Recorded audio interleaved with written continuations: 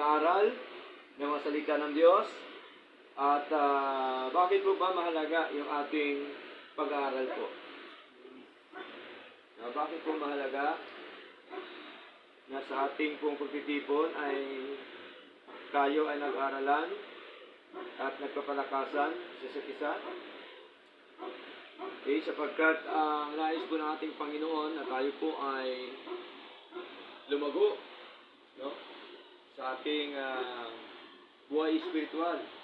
Matuto tayo sa mga nais at kalooban po ng ating Panginoong Diyos na buhay. Okay? So, dito tayo ngayon sa aklat po ng Hebreo, chapter 13,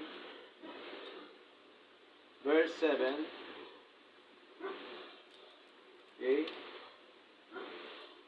Hebreo, chapter 13, verse 7. Okay? So, page 703. Hebreo chapter 13, verse 7. Babasahin po ni Sister Malo yung verse 7. 703. Page 703. Sige, Sister. Alalahanin sila na may pamumuno sa inyo, na naisalita sa inyo ang salita ng Diyos. Sundin ang kanilang pananampalataya, sa alang-alang ang katapusan ng kanilang pamumuno. Amen. Okay, dito po tayo ngayon sa verse 7 ng Hebreo. At ito po ay naka-address sa church ng ating Panginoon, no? Na ang nagsasalita po dito, walang iba kundi ang ating kapatid na Pablo, no? Kung ano po si Pablo na siya po ay naglilingkod sa Lord, tayo din po ngayon ay naglilingkod din po, no, sa ating Panginoong Diyos na buhay. So, ang pinaglingkuran ni Pablo na Diyos, pinaglilingkuran din po natin ngayon. Tama po? Kasi ang Diyos, hindi po yan nagbabago. Mula noon, ngayon, at magpakailanman. No? Jesus Christ is the same yesterday, today, and forever. So pag sabing the same, parehas lang, noon, ngayon, at magpakailanman, ibig sabihin, hindi po siya nagbabago. Kung anong aral niya noon, ganun din po yung aral ngayon. Tama? Kung anong pagka-Diyos niya noon, ganun din po yung pagka-Diyos. Walang pagbabago. Okay? Kaya ang aral ng Diyos, hindi pwedeng baguhin ng sinuman. Kung ano nakasulat, siya po ang ating sampalatayanan. No? Na ang sabi ko dito sa verse 7, alalahanin sila na may pamumuno sa inyo. Okay? So ang tanong, sino po kaya ang namumuno po sa atin? Umpisan po natin kay Nanay Los. Sino po Nanay Los ang namumuno sa atin? Tulad sa iyo, Pastor. Po? Yung namumuno po sa atin. Ngayon, Pastor. Bukod kay Pastor. Panginoon. Tandaan po natin ang namumuno sa atin, ang pinakapuno po si Lord. Tama? Pero, meron po siyang inalagay sa kanyang church na mamumuno sa atin. Tama? Sino po yun? Yung pastor, yung elder, yung servant. No? Huwag na po yung reverend kasi unbiblical po yon. Kasi ang reverend, tinutukoy po yan sa ating Panginoon. Kapag ka isang pastor nagpapatawag na reverend, kinukuha na niya ang glory ni Lord. Tama? Kinukuha na niya. Inaagaw na niya. Okay? Kaya sabi dito, alalahanin sila na may pamumuno sa inyo. Pangalawang tanong, naalaala ba natin si pastor sa ating pananalangin araw-araw? Dapat alalahanin natin kasi sabi ni Lord No? Alalahanin sila na may pamumuno sa inyo. Kasi po, yung pastor, yung servant, yung elder ng church, tinawag po yan ng Diyos para mamuno sa church, tama? Kasi si Lord, syempre, God is a spirit, meron talaga siyang ipinagkakatiwalaan na lingkod ng Diyos na pinili niya, tinawag niya para po mamuno o manguna sa gawain ng ating Panginoon. Okay? Kaya alalahanin natin siya saan? Sa ating mga buhay. Sa ating mga panalangin. Okay? Kasi si pastor, tao din po yan. Katulad lang din yan ninyo. Tama? Katulad lang din yan natin na bilang tao, nangangailangan din po ng pananalangin. Tama po? Amen. Okay? Sapagkat ang pastor ay nananalangin din po sa mga kapatid. Okay? Sana pa na naisalita sa inyo ang salita ng Diyos. Anong ginawa ng namumuno ng pastor? Nagsasalita sa inyo ng mga salita ng Diyos. Totoo po ba yung sinasabi ni Lord? Yung namumuno ba sa church ng Panginoon nagsasalita ng salita ng Diyos? Amen. Nagsasalita po. Ito po ngayon yung ating pangangaral ng mga salita ng ating Panginoon. Kaya, ano pang sabi? Sundin ang kanilang pananampalataya. So dapat, kung gaano po ka siglang pastor, dapat ang mga kapatiran masigla rin. Tama po? Kung gaano po nananampalataya ang pastor, ganun din dapat ang pananampalataya ng mga kapatid. Kasi sabi ni Lord, sundin ang kanilang pananampalataya. Okay? So ang pananampalataya natin, of course, nakabase po ito sa mga salita ng ating Panginoong Diyos na buhay. Okay? So pag sinabi po na alalahanin, dapat mahalin natin ang pastor. Amen po? Dapat ibigin natin ang pastor. Dapat ay makinig tayo sa pastor kung ano po ang mga pinapangaral ng pastor sa mga salita po ng ating Panginoong Diyos na buhay. Sapagkat ang sabi po dito, isaalang-alang ang katapusan ng kanilang pamumuhay. No? Kasi yung ating paglilingkod nito mga kapatid, dito na po tayo nakakulong ngayon sa Lord. Tama po? Nakita niyo po ba ang pamumuhay natin? Nakakulong na po sa ating Panginoon. Ako po, gusto ko pong makulong sa Lord. Tama? Kasi po, ay ang gusto ni Lord, tayo po ay lumago, sumigla, tumatag sa atin pong pananampalataya sa Kanya. Kaya ano po ang gagawin ng isang mananampalataya, mga kapatid?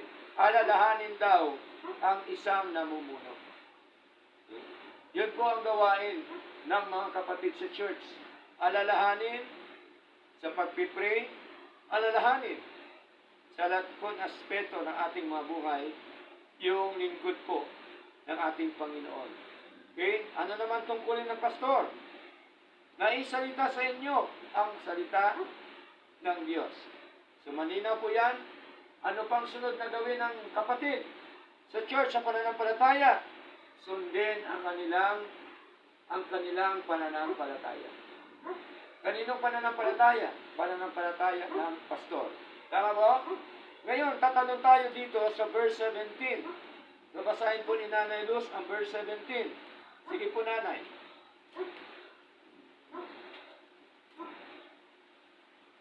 Matalima sa kanila na may pamumuno sa inyo at masakop ang inyong mga sarili sapagkat binabatayan nila ang inyong mga kaluluha kaya nila na dapat magbibigay sulit upang gawin na wag nila ito ng may kagalakan at hindi ng hapis sapagkat iyon ay hindi makipagpinabag para sa inyo. Amen. Malinaw, no? Tumalima sa kanila na may pamumuno sa inyo. Ano po ang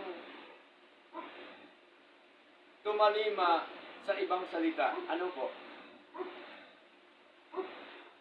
Yung tumalima, ano po sa ibang salita? Mababaw? Sumunod. Sumunod. Tama po? Tumalima, sumunod. Ibig sabihin. Okay?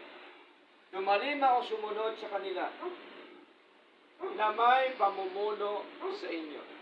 So bakit kailangan natin sundin yung pastor? Kasi po, siya po yan ang nilagay ng Diyos dyan. Tama? Siya po ang tinawag ng Diyos. Siya po ang nilagay ng Diyos sa gawain ng ating Panginoon. Kaya ang sabi dito, at pasakop ang inyong mga sarili. Siyempre, of course, ang una nating ipasakop ating sarili sa Lord. Pangalawa, sa namumuno sa church ng Panginoon, sa pastor. Okay? Pag sinabi ng pastor na ito po ang sinasabi ni Lord, dapat paniniwalaan po natin. Tama po? Kasi ang pastor, nagmamalasakit sa mga kaluluwa ng mga anak po ng Diyos. Sila po kasi ang nagbabantay, no, sa mga kaluluwa ng bawat mananampalataya o bawat anak po ng Diyos. Kaya ang sabi ko dito, at pasakop ang inyong mga sarili. Kaya pag may lingkod ng Diyos pupunta sa atin, dapat magalap po tayo. Tama po? Dapat matuwa tayo kasi bihira lang po yan, no? Na kung saan ay nakapagbahagi ng mga salita po ng Diyos ang lingkod po ng ating Panginoon. Nabasahin muna natin kung ano pa ang trato ng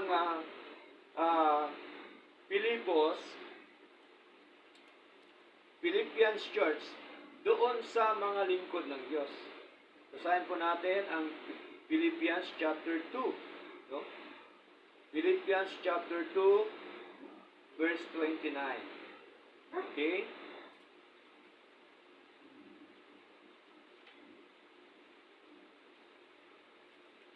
Pakibasa po, Brother Orlan. Verse 29. Chapter 2, verse 29 ng Pilipos.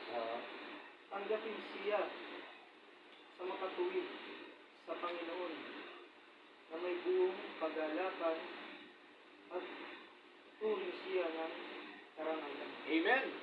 No? Ang tinutukoy ko dito, yung lingkod ng Diyos. Kasi meron pong nagbisita sa church ng Filipos na ang nagbisita ho dito, walang iba kundi si Epaprodito. No? Epaphroditus, na lingkod ng Diyos na kasama ni Pablo during the time. Kaya sabi dito, tanggapin siya sa makatuwid sa Panginoon na may buong kagalakan. No? Kaya, pag may pumupunta sa atin ng lingkod ng Diyos, dapat magalap po tayo. No? Amen. At dapat isang karangalan po natin yun, na tayo po ay binibisita, pinupuntahan ng lingkod po ng ating Panginoong Diyos na buhay. Di po ba? Kasi, once na tinanggap mo ang lingkod ng Diyos, yun na rin tinanggap mo yung Diyos na pumunta po sa bahay nyo. Tama po? Kasi, tandaan po natin, ang pastor ay kinasihan po yan ng Espiritu ng Diyos.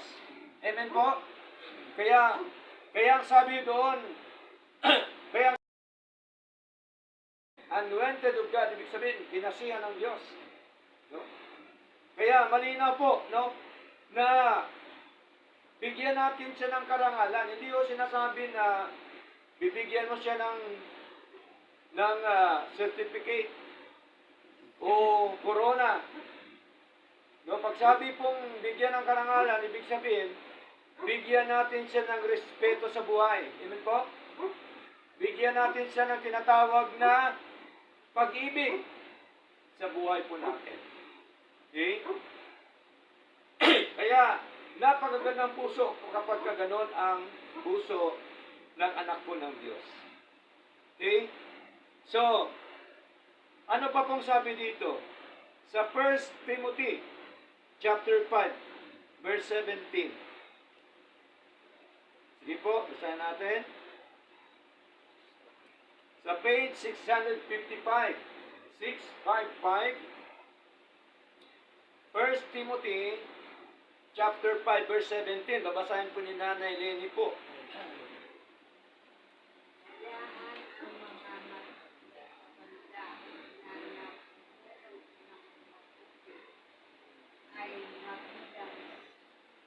na nararapat sa loob ng karapatan.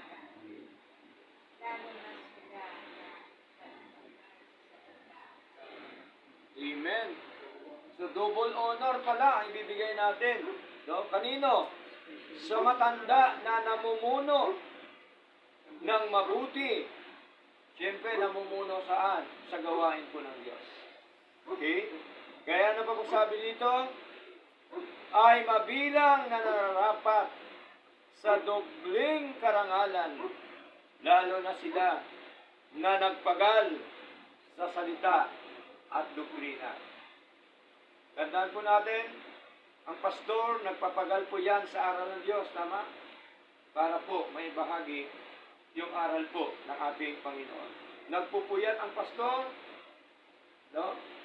Hindi po biro ang mangaral ng salita po ng Diyos. Hindi po biro na mamuno sa gawain po ng Diyos.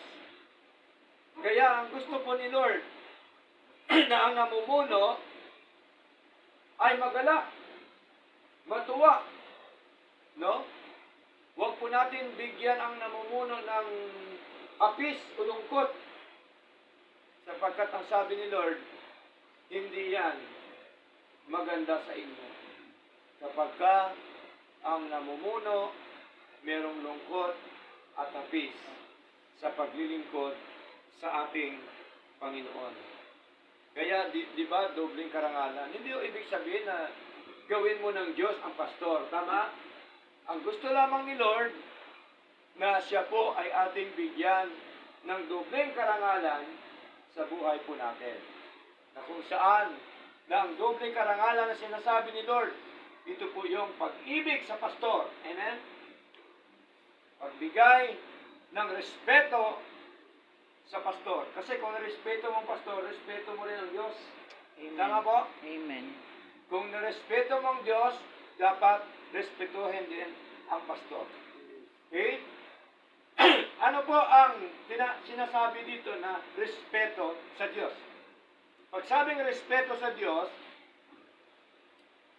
sa kalagitnaan ng ating pag-aaral, dapat unahin natin ang Diyos. Hayaan mo na yung mga kung ano-ano, di ba? At saka na lang natin gawin ang mga gawain pagtapos na yung gawain ng ating Panginoon. So, isa po yung pagrespeto sa Panginoon at sa lingkod po ng ating Panginoong Diyos na buhay. No? Hindi yung pagpuntahan ni pastor, parang walang pakialam. No? Walang pakiramdam. Hindi po ganon. No? Pasalamat tayo sapagkat tayo po ay dinadalaw ng lingkod ng Diyos. Tama? Pasalamat tayo dahil tayo tinuturuan ng lingkod ng Diyos. Okay? Kaya, ano pa pong sabi dito? Sabi po dito sa verse 17 ng Hebrews chapter 13, sapagkat binabantayan nila ang inyong mga kaluluwa. Sino nagbabantay ng kaluluwa nyo? Si pastor. Anong klaseng pagbantay ni pastor? Pinapanalangin ni pastor ang bawat kaluluwa. Tama? Amen. Pangalawa, pinapakain ni pastor ang bawat kaluluwa. Pinapakain ba tayo ni pastor? Amen. Di ba? Ito yung ginagawa natin, isang feeding po ito. Pinapakain po tayo ng salita po ng Diyos. No? Kasi ang pastor nagbabantayan sa ating mga kaluluwa. Tingnan niyo po, pagka pinuntahan kayo ng lobo, sasanggain kayo ni pastor. Tama po? Yun kasi ang duty ng pastor. Depensahan ang tupa ng Diyos. sa mga lobo. Sino mga lobo? Yung mga nasa reliyon. Yung mga taong walang ibang ginagawa kundi magparamit, magpayaman. Di mo ba? Mga maling aral na tinuturo sa atin. Sino pong sasangga? Sino po ang kakampi sa atin? Di po ba? Siyempre, una ang Diyos, sunod ang pastor. Tama po? Kasi po ang pastor ang siyang nagbabantay ng ating mga kaluluwa. Okay? Ano sabi dito? Gaya nila na dapat magbigay sulit. Tandaan po natin ang pastor, magbibigay sila ng sulit sa Diyos. Kaya hindi biro ang pastor. Tama? Kapag ka hindi nagampanan ng pastor ang kanyang gawain, magbigay sila sulit sa Diyos. Kaya ganun na lang ang pagkapursige ng pastor na kailangan meron tayong gawain po ng Diyos. Tama po? Na kailangan ang tupa ng Diyos na tupang ligaw, madala sa kulungan ng ating Panginoon. Anong kulungan ng Diyos? Yung church. Yung totoong church ng ating Panginoon. Ano pa pong sabi dito? Tuloy ho natin upang gawin nawa nila ito ng may kagalakan. No? So ang pastor nagagalak yan kapag ka tumatalima ang anak po ng Diyos. Tama? Pagka nagpapasakop ang anak ng Diyos, nagagalak po yung pastor. Pero pagka hindi tumutupad, sumusunod ang anak po ng Diyos, ano po yung damdamin ng pastor? Nalulungkot siya, nahappy siya. Di po ba? Okay? Parang ano na po yan, yung nagpapastol ng mga tupa. Pagka nagpapastol ka ng tupa, pagka merong tupa na naligaw, na wala, ano hong maramdaman ng pastol na may-ari? Nalulungkot. Kasi naligaw na wala. Di hahanapin niya yan. Tama po? Hahanapin po ng pastol. Hindi yun niya pabayaan na merong mawala. Okay? Ganun po ang puso ng isang pastor sa paglilingkod po sa ating Panginoon. Kaya ang mga dati na mawala, binabalikan natin. Pinapalo up natin. Kanina, salamat po sa Diyos. No? Pinasyala natin sila Brother Isagani. Yes. Pinuntahan natin si Sister Gigi. Si Brother Lorenzo, yung anak. Yes. So, napakagandang ginawa ng Diyos kasi welcome po pa rin sa kanila yung gawain po ng ating at niyaya natin sila na bumalik at sasamba sa ating Panginoon. Dito ba? Kasi hinahanap po talaga ng pastol yung mga nawawalang tupa. Okay? So, ang sinabi po ni Brother Sagani, baka pastor, naghanap pa sila ng mas totoo pa. Sabi ko maganda yan na maghanap pa sila. Kasi baka meron pa silang makita, umasumpungan na mas totoo pa sa atin. Yes. Di ba? Kasi kung meron tayong masumpungan, mas totoo pa sa atin, sasama tayo. Tama ba? Eh kasi, mas totoo sila eh. Oh.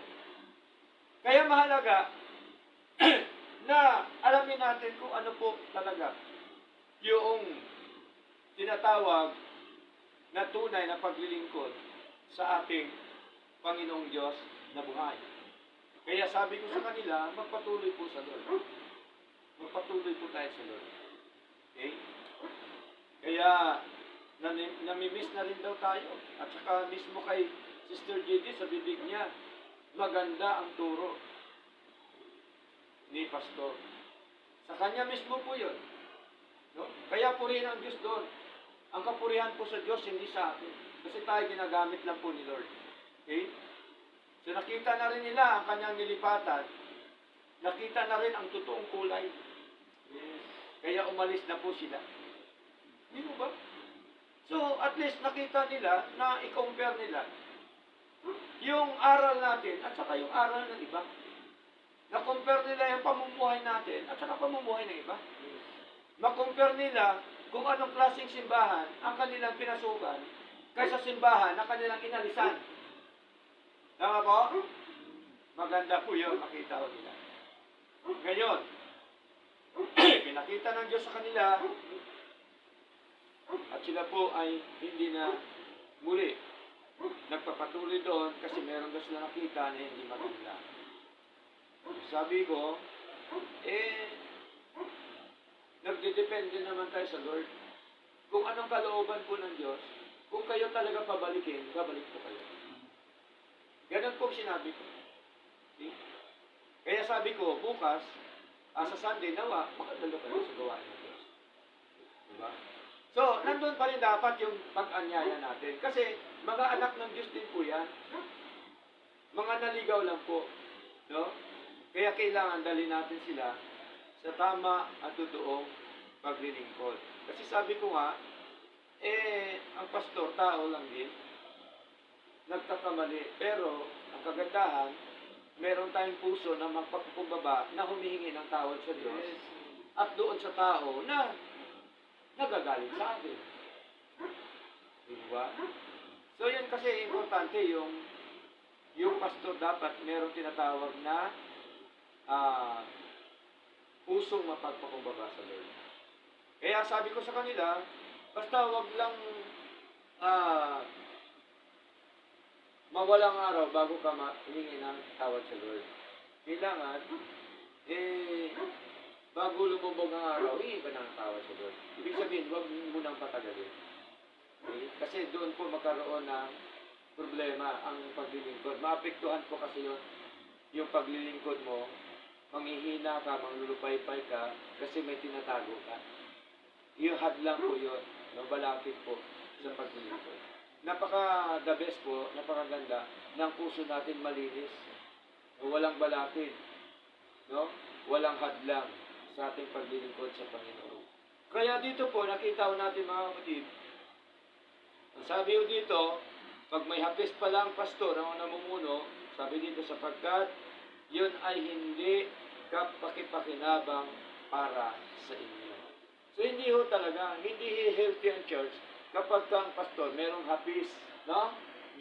Merong tinatawag na kalungkutan sa buhay. Kaya palagi natin dapat ipanalangin po yung pastor. Palagi natin dapat alalahanin ang pastor. Palagi natin dapat sundin yung sinasabi ng pastor tungkol sa paglilingkod sa Diyos, sapagkat ang pastor ay tinawag po yan ng Diyos, inilagay po yan ng Diyos sa kanyang church para ang kanyang mga tupa ay sama-sama na maglilingkod sa kanya. Tama po? Yun po yung gawain ng pastor, mga kapatid. Kaya pagka niyayaya ka ni pastor na dumalo sa gawain ng Diyos, dapat sumunod tayo. Tama po?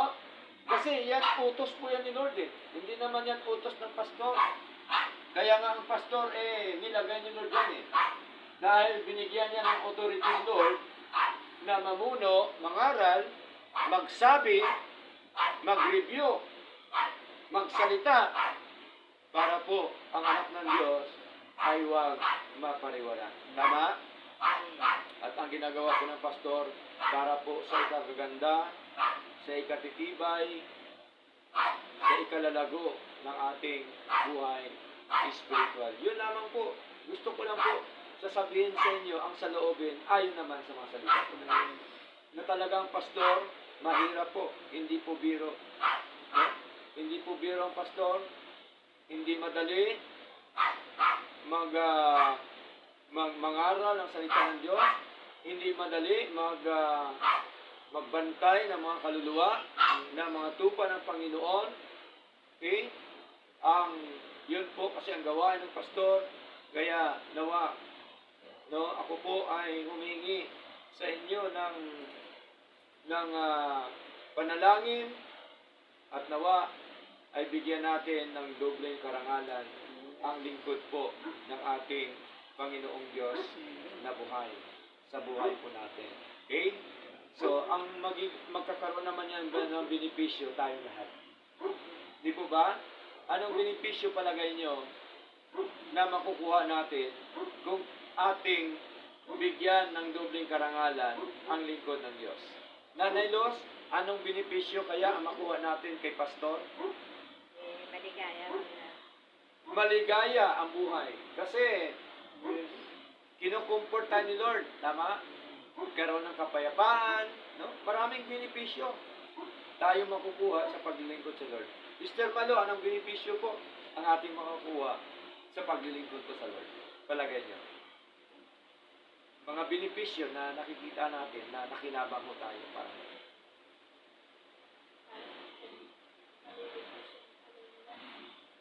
benepisyo, maliligtas yung kaluluwa. Yun yung tinatawag na kaligtasan temporal dito sa lupa. No? Kasi yung kaluluwa natin, hindi na po natin yan ginawa, kundi ginawa na po yan ng Diyos. Tapos na yun ginawa na po ni Lord. Yung dito sa lupa ngayon, ang magiging benepisyo natin, yung maligtas tayo sa mga maling aral, maling pamumuhay, kapahamakan dito sa lupa. Yes. Yun po ang magiging benepisyo natin dito. Kaya kung bakit talagang nagpupursige si Pastor na tayo po ay magpatuloy upang tayo ay lumago, sumigla, tumatag sa ating pong pananampalataya. Eh, si nanay naman po, ano po ang magiging benepisyo natin, nanay, sa ating pong paglilingkod sa Lord? Sa mga naranasan po natin.